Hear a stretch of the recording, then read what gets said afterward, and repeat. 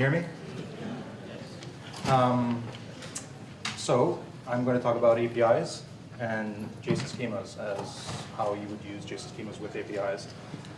Application programming interfaces, we're all building them, and hopefully this will become part of your toolkit and something you consider when you build.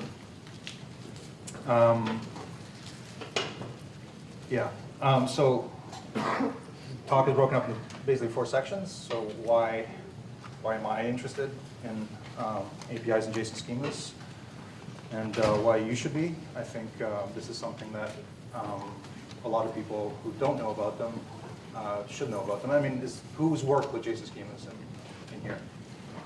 Nobody. 1 person. 2, 3. So not many. Okay, good. Okay, so this will be new to you. It's generally a high-level kind of discussion about what kind of architectural patterns these tools work with. There's not going to be a lot of coding and so on, but hopefully it'll be clear. Third part is going to be more depth and how software development is improved by using JSON schemas, especially when you're doing APIs. And then some details around related technologies and some caveats. So first, why am I interested in JSON schemas and APIs? So I'm a zealot with JavaScript. I've kind of been committed to it my whole career, which is a long, long time. As soon as, I guess this was 1995, 1996, when I saw JavaScript in a browser, and I just snapped, and it was like, this is it. This is where software is going. And that makes you a crazy person for about 15 years. But then, it's changed. So Node really kind of probably really made it serious business, and I've written a couple of books on Node. Like I mentioned, I started doing this way back, and I built a first kind of web application development platform. It was kind of a web operating system. And that, we made a B2B play, and it had a lot of behavior-based advertising. There's this idea of pulling content from various places and composing them into at that time, would have been portals, right? So this was the time of Yahoo. This is pre-Google, pre-anything, really. And the idea of assembling interfaces out of pieces, right? Which now we do kind of, it's just standard. But back then, nobody even understood what it meant to make browser-based software, let alone something this kind of using Ajax before Ajax and composing things out of pieces. So we built a search engine, we built an email client, we would parse pages and find dates and create calendars and a lot of the stuff that we're kind of doing now. It's sort of like natural language processing and machine learning, and doing it when you have iframes and PHP scripts that create wrappers around. It was madness, but that's kind of the point. So we were building APIs, though I guess we didn't really understand that's what we're doing, and bringing them into Netscape 2, Netscape 3, Netscape 4, IE4, IE5. The differences were incredible. This is the bloody trench warfare of the browser wars time, and so we had to kind of find ways to standardize our communication. Protocols didn't exist. We were serializing PHP and JavaScript. JSON wasn't around. I guess XML was probably around, right? But we had to create our own patterns. So making things work across browsers really was just another kind of microcosmic way of just how do you create endpoints that can be kind of consistently, predictably used in software.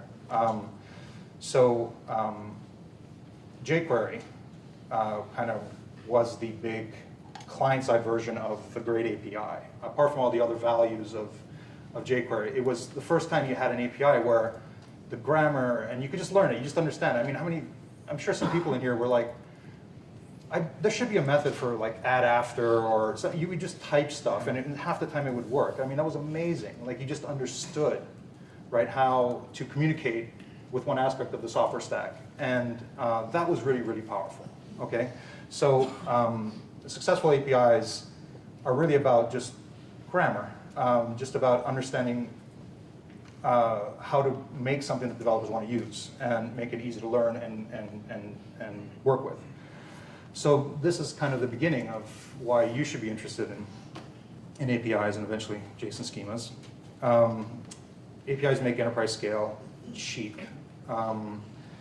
There's a lot of talk going around now about how inexpensive it is to build software. Some of you probably have startups, some of you are in startup-y kind of worlds, and some of you are even in large companies kind of having sub-companies, subgroups that are doing startups, and it's amazing what an individual person can do nowadays. And a lot of this has to do with APIs, things that, I'm speaking from personal experience, used to cost millions of dollars and enormous amount of people and so on to build. They're just available to you typically for free.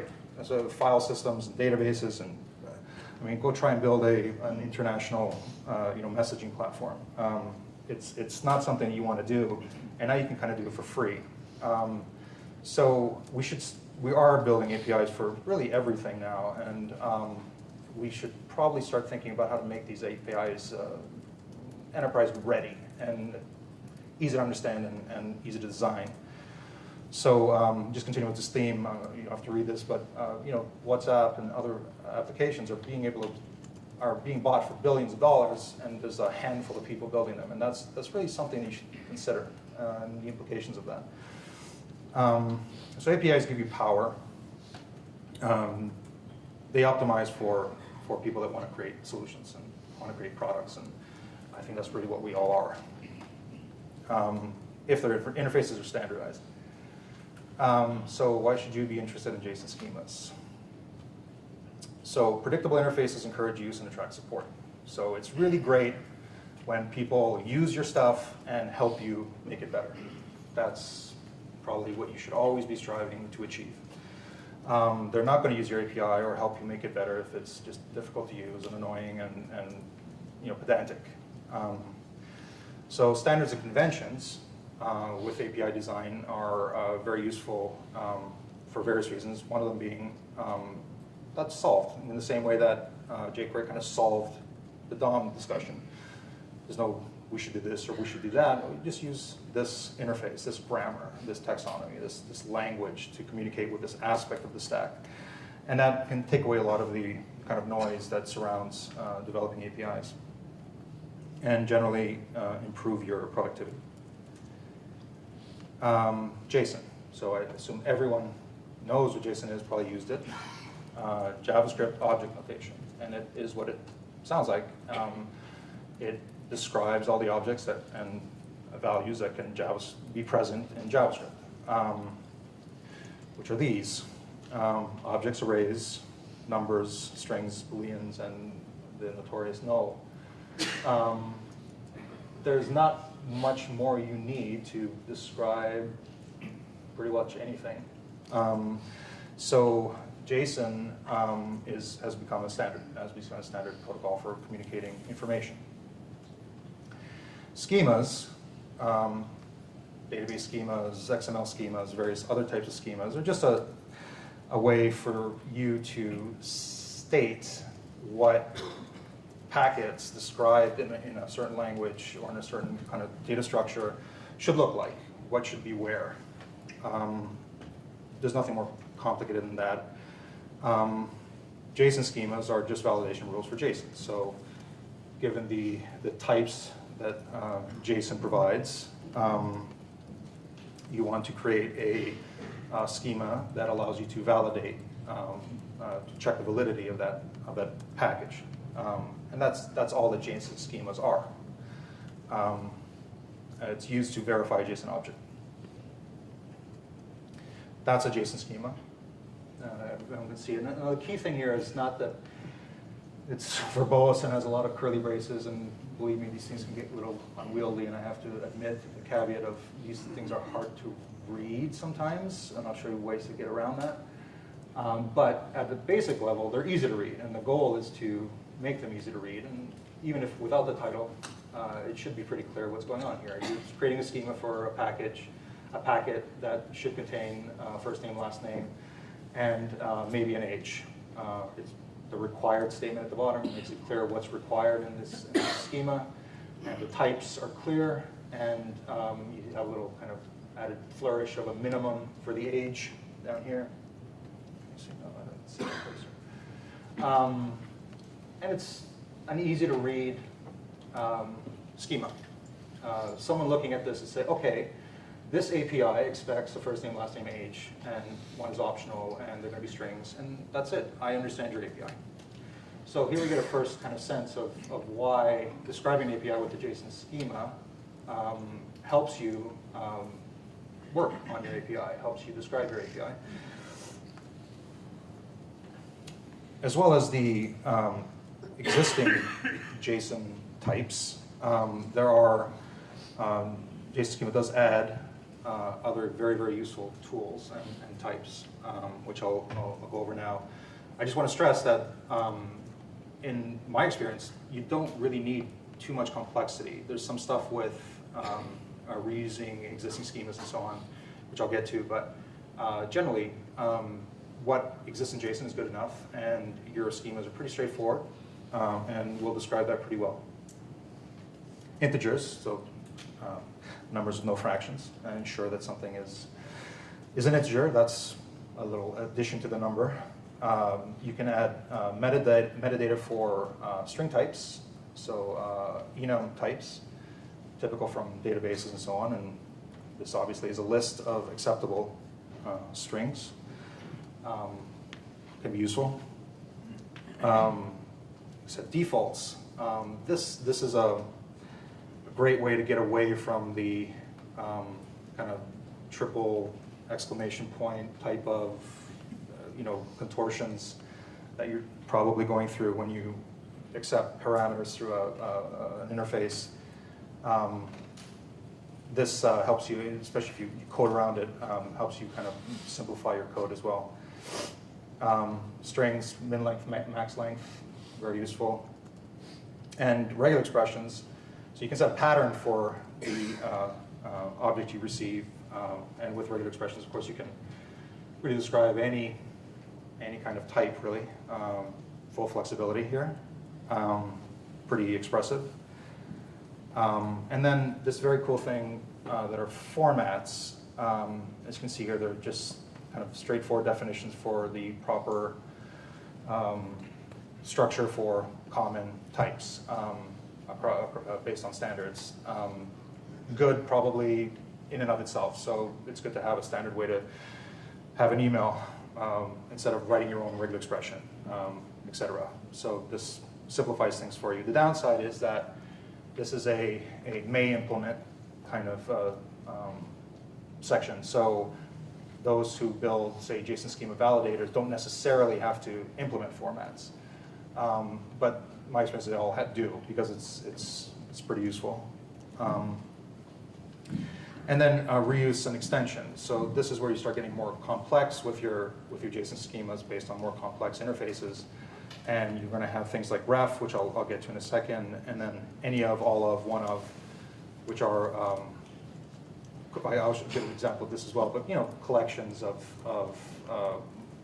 possible responses. It could be a string, or it could be an array of a certain type, and it could be any one of these. And I think that pretty much can be used to explain and extend almost anything you want. So for example, here you have a definition at the very top. Okay, so you're going to say this is the definition of an address. Typical thing, street, city, state, etc.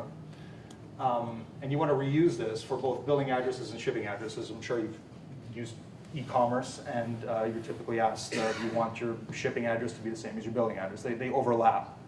And so there's no real need to kind of create a billing address and shipping address schema. You can reuse what billing address uses and just extend it. It can be all of these. So it's going to be, again, you see the ref reference to the pound sign indicates that it's within the schema, definitions address, which are above, and you reference those definitions plus additional properties such as residential or business. So in this way, using this kind of simple mechanism of reuse and extension, you can build really complex data descriptions, schemas. So this really should just be understood as being a kind of the proof that JSON schemas can handle your case. And I can say that pretty confidently. I've done some pretty complex schemas, and it works out well, but you do see how it kind of gets a little nested. So we'll deal with that in a second. Okay, so I'm going to show you some examples of what the point is, how this could be useful to you. Not a lot of code, but just what this looks like in practice. Oops. Okay, so I'm just going to start a little server here.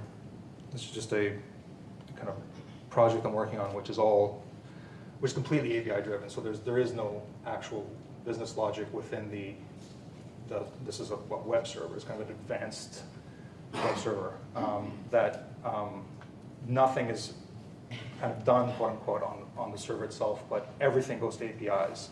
So email, SMS, database, file system. So these images can be spun up in thousands, and the scaling issue goes away because they don't have to intercommunicate. They all communicate through the cloud.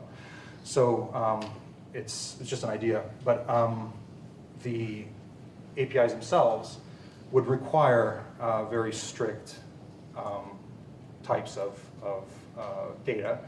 And as well, I want to have rollover. So if any of you have built tools that use third-party tools like a SendGrid, if SendGrid goes down, then you're kind of screwed, right? So you should build in something that rolls over to, say, some other service. And you see this obviously with AWS, and maybe you go to Google Cloud, and you want to have rollover. So the idea here is that you have a single API that actually handles multiple services and ensures that the data that you receive through that API is standardized and verified so that it can be safely passed along to other people. And this is what JSON schemas are being used for. So can you see that? Let me expand it a bit.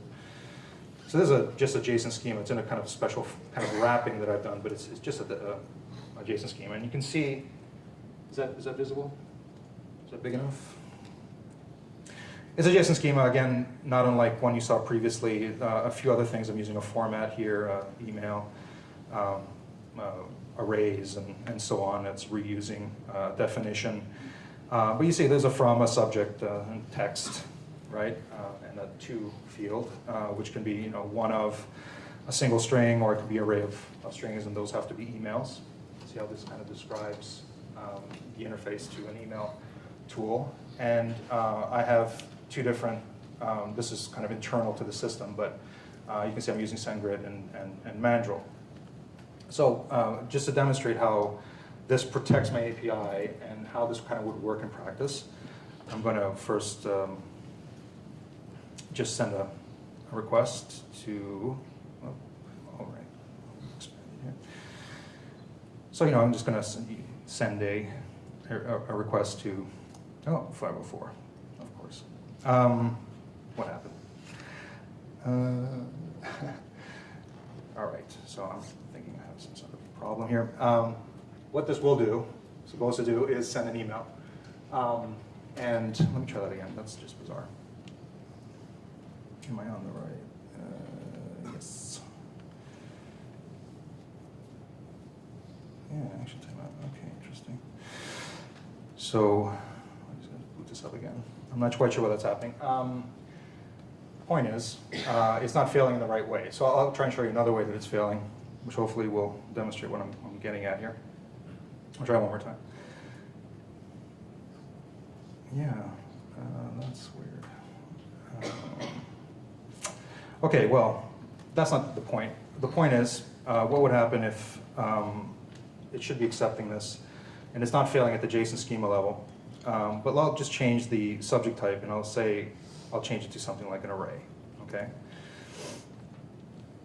So now the packet I'm sending will no longer validate against the schema I've set.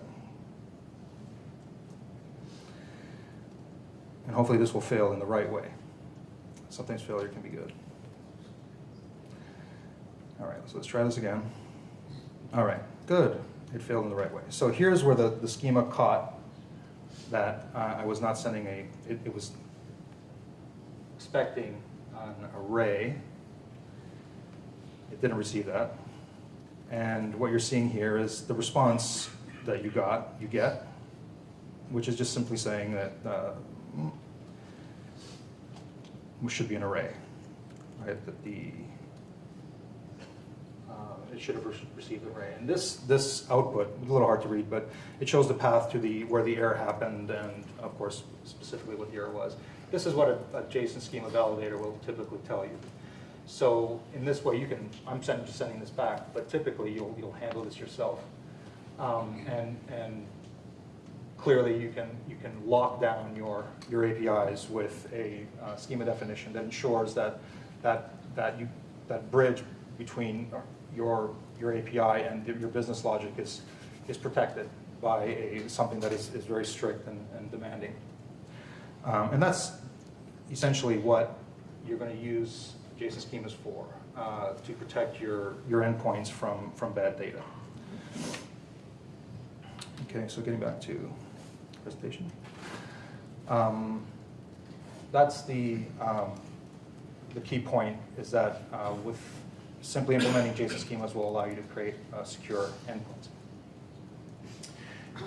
Obviously, a JSON schema itself doesn't validate itself. You need to use a validator, and there's several that are very, very fast. That is kind of like almost like a JavaScript end war that each is trying to outdo each other for getting down to millisecond or less speeds for verification. And for average schemas, you get very, very fast validations. They pre-compile kind of as template engines do. You can pre-compile your schemas, and you shouldn't have to worry about this extra step of validation slowing down your system or anything like that.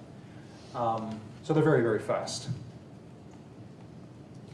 So the next part is to talk about what API schemas, JSON, and better software have to do with each other. I think this is the main reason that I jumped on JSON schemas was type safety.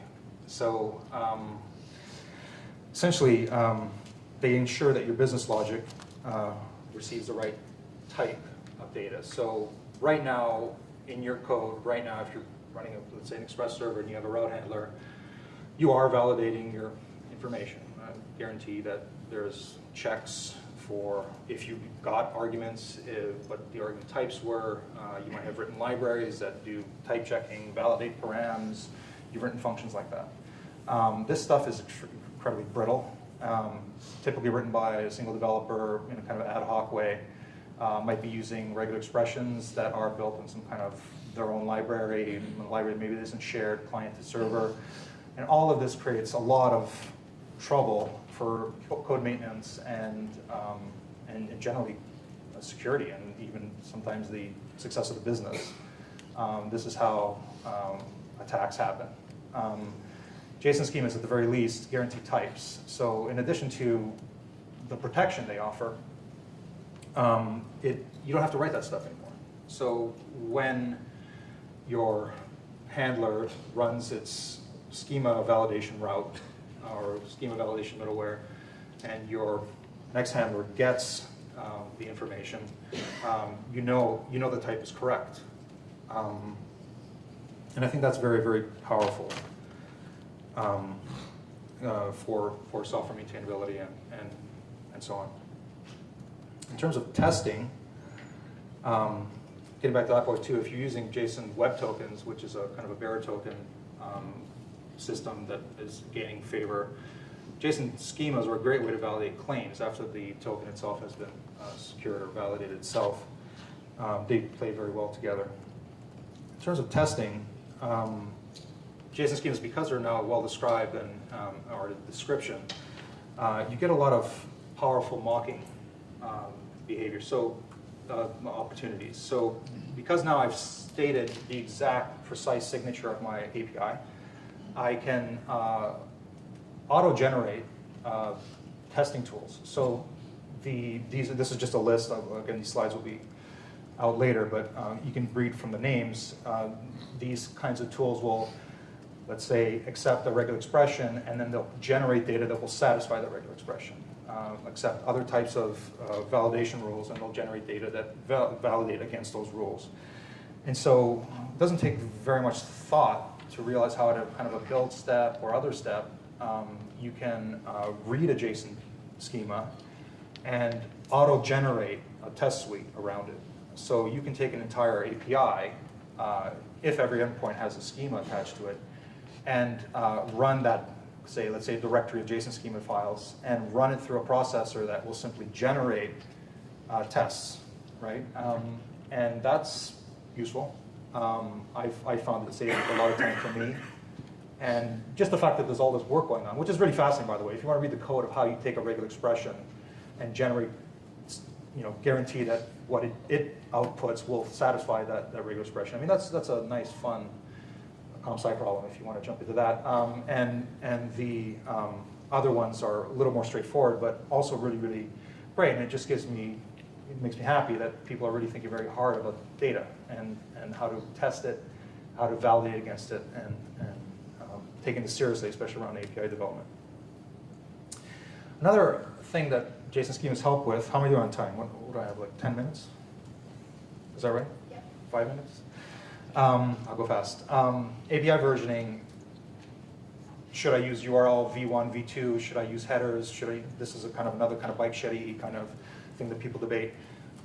I'm playing with this idea of, because the validation of JSON schemas is so fast, what I can do is kind of fuzzy determine what API you should be using. Because if you make calls to my API, I can validate, say, the v1 JSON schema for that endpoint. That fails, fine. I'll try the v2 schema. Oh, that one hit.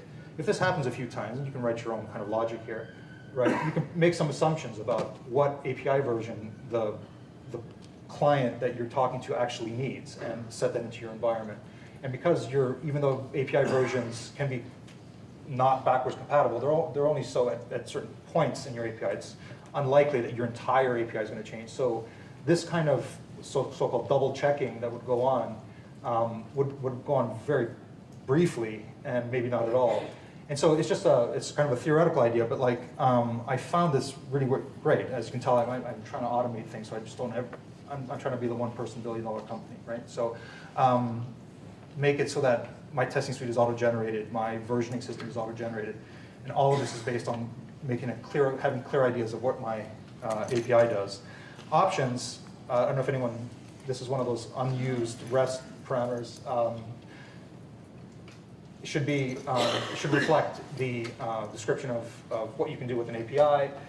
You can implement options now very, very easily by just sending back the JSON schema. That tells the client exactly how to use the API. It's a perfect way to use options. It just falls into place naturally. Automation I've mentioned. So I'm just going to show you a couple of really great tools. JSON schemas are standard, so you can actually use them to build forms on the client. So there's a great little library by Jeremy Dorn. And this right here is a form generated out of a JSON schema. Okay, beautiful. I think this is using Foundation. You can use anything. It's just taking this schema and creating an editable form that allows you to augment and otherwise use the schema. All right.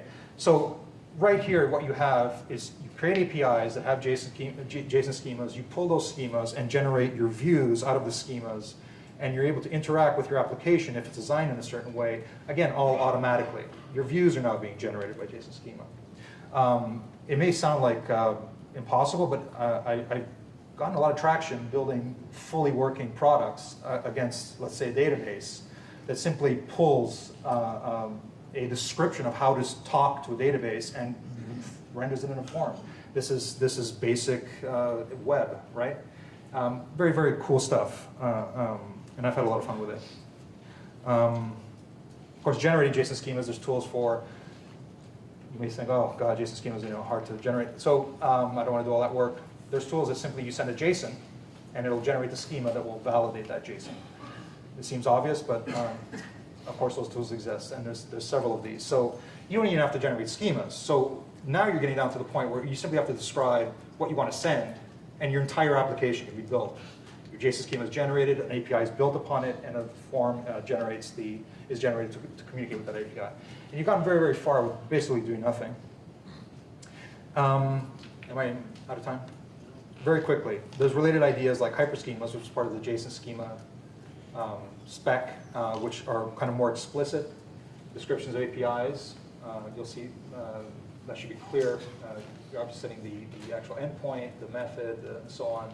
And this is based on the ideas of kind of, how do you track resource navigation and so on. Hyperschema offers this idea of having a response schema validation. So what if your business logic does something wrong? You don't want to send it back to your client. You can do it in reverse as well. And you can just generally do this, of course. You can use a JSON schema at any point in the pipeline. So you validate coming in, you validate going out. RAML, by the Swagger people, is an effort to make it easier to write APIs, but you see even they are using schemas because it's again, a standard and very, very powerful. But people are coming up with tools to make it easier to write these things. You could use CoffeeScript to write, obviously, JSON. That's the most straightforward way to do it. But there's a lot of tools that are being built, and of course the RAML and Swagger, this will now generate your automatic documentation. So using just a JSON object that you send it to something that generates a JSON schema, that generates an API, that generates a form, that has auto documentation being built for you. I mean, there's a lot of power happening because of a standard.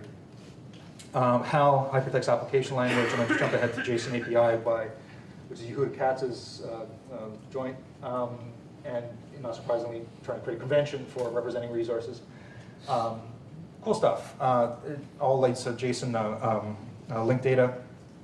Another way of kind of semantic web, RDF kind of idea. All of these kind of ideas interrelate. So this kind of JSON world is really, really big and it really has a lot of amazing branches. And I think JSON schemas are a good backbone for this. Schema.org, if you want to check that out. This is a place where they're trying to create schemas for every single thing you can imagine.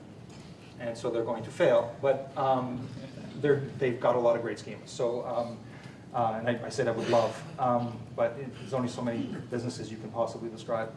But it's a great way to look at how people that are creating schemas look at the world. This is the ultimate object hierarchy, right? These are architects saying the world is this, and these are all the schemas that can perfectly describe it. Again, an impossible task, but good read through. You'll probably learn some stuff about what sorts of businesses and toolkits are out there that are being schematized. So, hope I've at least given you some reason to look at JSON schemas and maybe consider them for your next API application effort. I'm 100% full bore for their automation application. I really want to build an app that kind of builds itself because I think that's the kind of thing that what's really the end result of machine learning and automated systems that we're seeing elsewhere. There's no reason to even write the software exactly. You should just write the data.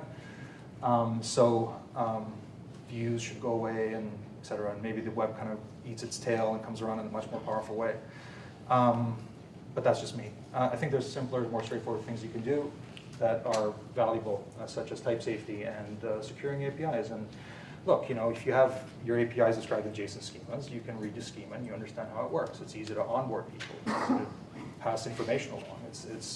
It makes it easier when you do the work of creating a schema because you have to really think about what you're building. All of these things are great. So I think it helps you build better software. Thanks. That's it.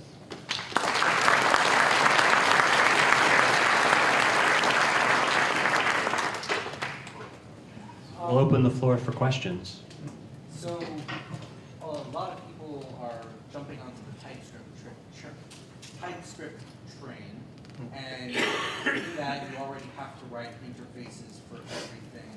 So if I'm writing an interface in TypeScript for compile time and then I'm writing a JSON schema, that seems redundant. Is there a way to easily go from one to the other?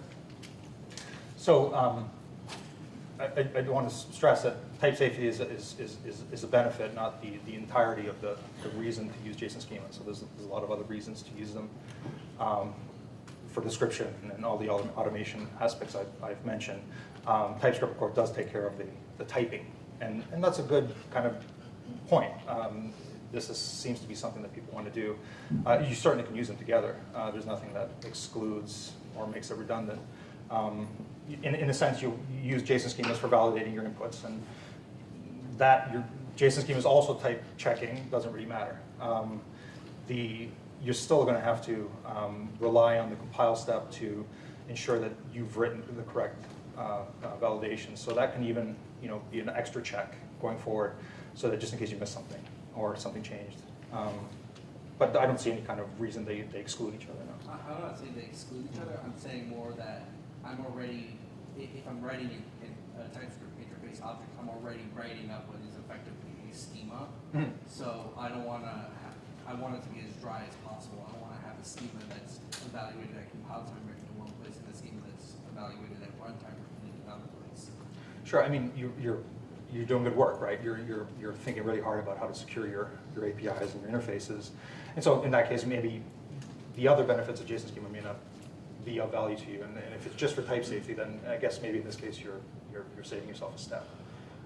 But I really think the automation and the kind of just the thinking about things, which you've probably found. I mean, you tell me, like when TypeScript it really forces you to think about your signatures, right? And that's already useful. You learn about, you're kind of teaching yourself, you're testing yourself. And I think that pattern of development is good. However, it manifests itself, whether TypeScript or JSON schema. Yeah.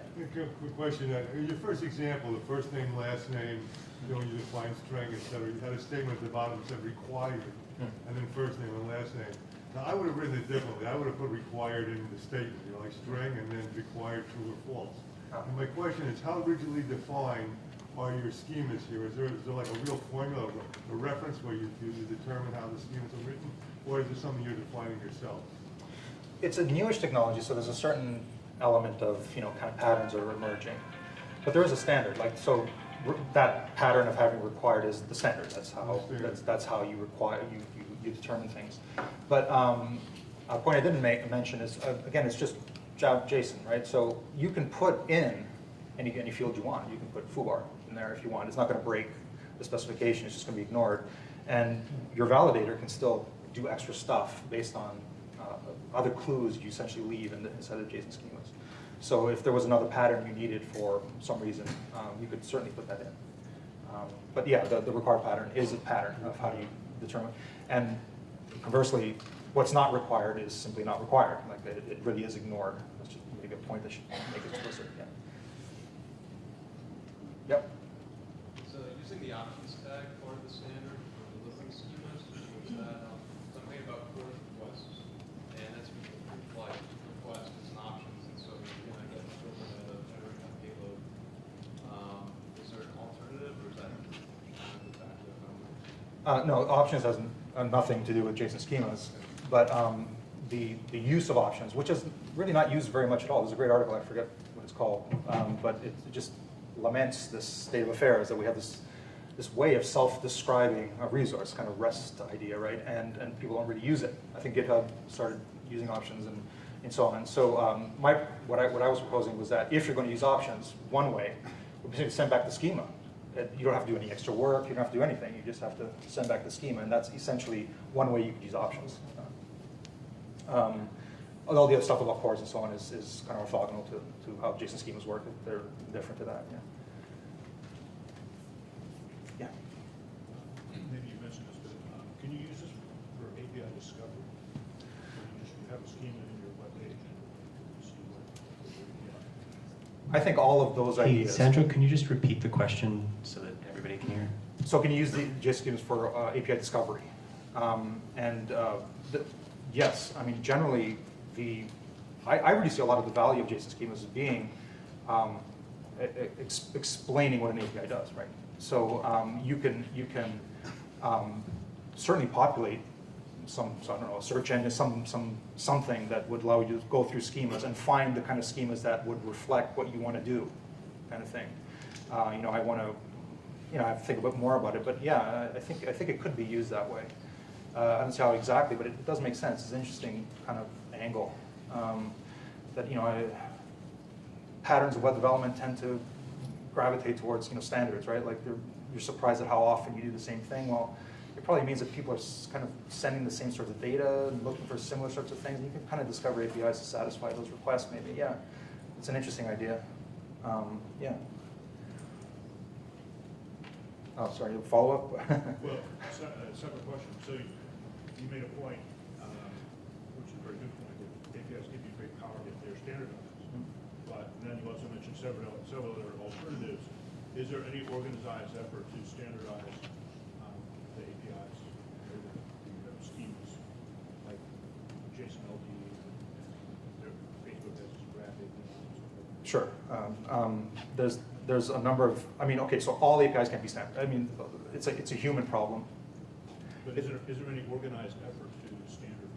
So is there any organized effort to standardize kind of APIs, and is the question. Well, not that I know of. I don't think you can really standardize kind of, okay, I guess what level we're speaking at. So like API development is like a human problem, right? So like how companies use the developers to develop their APIs, and it's going to be hard to standardize how APIs are developed, right? So, but the way that APIs are kind of thought about and designed at the kind of data level, which is what JSON schemas, how do you validate inputs and so on. I think that those things are being standardized, and the kind of semantic web kind of stuff is a similar effort to, if we're going to talk about these things that a lot of people are going to use, then maybe we should create a kind of an easy to understand language, or at least a sort of taxonomy for creating languages that people should use. I think it's definitely an effort towards standardization. I can say that. An overarching body to standardize all APIs. I mean, not really. Though JSON API is kind of trying to do that. Yeah. But some APIs just don't fit, right? You can't build your business to satisfy a standard, right? Like hopefully the standard will satisfy your business needs. But it's a choice always. Yeah. So where do you typically load the JSON schema? Say you have an existing API, do you load it before the API call, or at the same time, or after? So the question is, where do you load these APIs, or where do they enter into the pipeline? So let's say if you're building something like an Express server, let's say, and there are kind of Express JSON schema. There's these things. Of course, it's already done for you. But if you're going to build it yourself, you're going to kind of compile the JSON schema when you define the route handler. So use a closure or something like that, and that's how you would do it. So then the route handler would already have its precompiled JSON schema, and you just ask it to validate. Basically, it's typically the command that the interfaces have, and that's it. It's pretty straightforward. It's just not unlike what you do with templates, basically. All right, we done? Yes. Okay, thanks. Thanks, everyone.